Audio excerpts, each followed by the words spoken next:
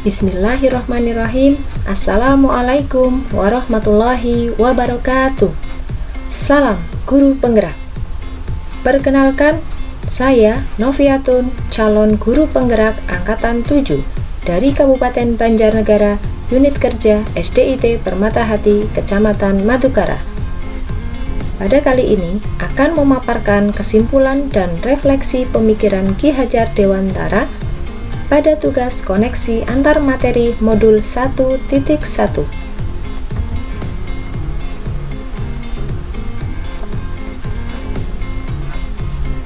Saya akan merefleksi diri saya dengan 3 pertanyaan besar berikut. Yang pertama, apa yang saya percaya tentang murid dan pembelajaran di kelas sebelum saya mempelajari modul 1.1? Pertanyaan yang kedua adalah, apa yang berubah dari pemikiran atau perilaku saya setelah mempelajari modul ini?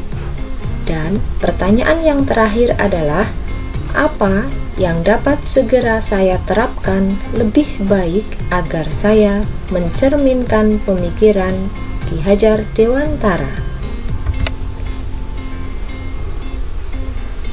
Saya percaya tentang murid dan pembelajaran di kelas sebelum saya mempelajari modul 1.1 bahwa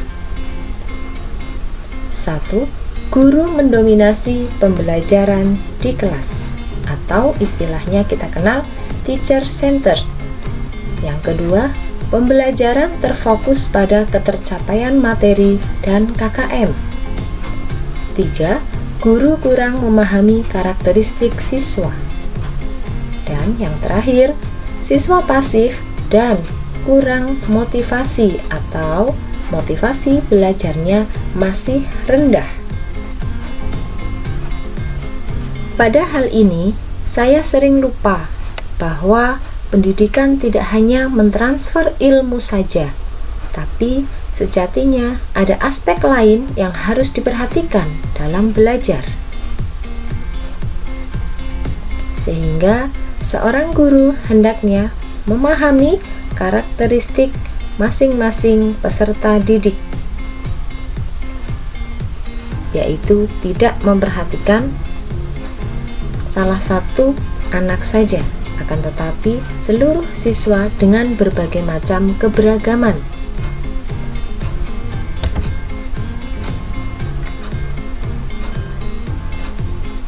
Berikut adalah gambaran kondisi kelas sebelum mempelajari modul 1.1. Di antaranya adalah penilaian pada aspek kognitif. Pada aspek pengetahuan, ini lebih diutamakan oleh guru. Yang kedua, siswa cenderung pasif di kelas, sehingga guru lebih mendominasi pembelajaran di kelas. Dan gambaran kondisi kelas yang terakhir adalah pembelajaran berpusat pada guru.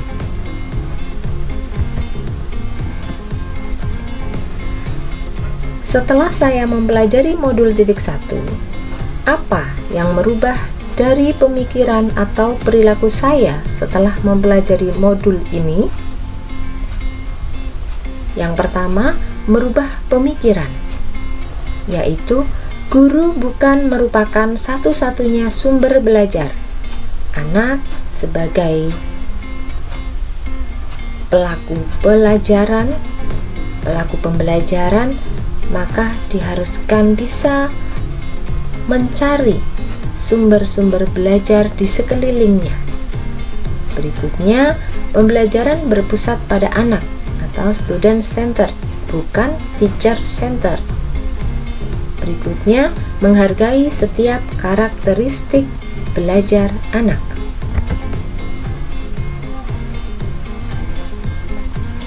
Merubah perilaku. Yang pertama, mendesain pembelajaran yang menarik untuk memotivasi belajar siswa.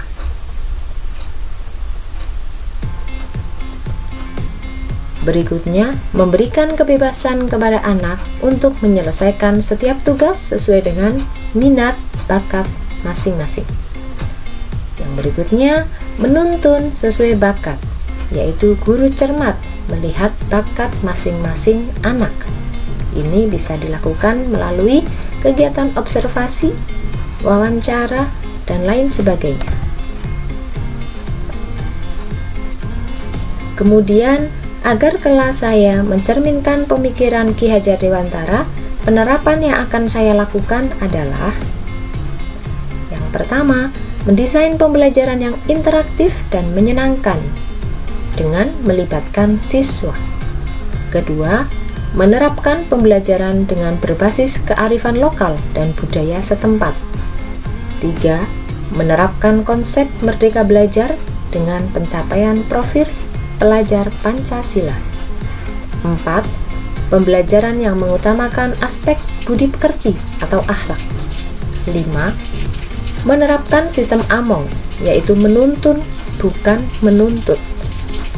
Yang keenam, pembelajaran yang sesuai dengan kodrat alam dan zaman, di mana anak di sini pembelajarannya atau lebih dominan suka bermain seperti itu.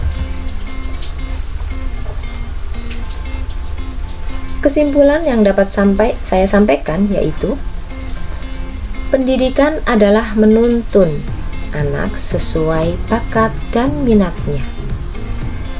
Pendidikan bukan hanya ilmu akademik, tapi perlu penanaman budi pekerti atau akhlak yang baik. Pendidikan sejatinya berhamba pada anak. Demikian pemaparan koneksi antar materi dari saya. Sekian dari saya. Wassalamualaikum warahmatullahi wabarakatuh. Calon guru penggerak Angkatan 7. Bergerak, tergerak, menggerakkan.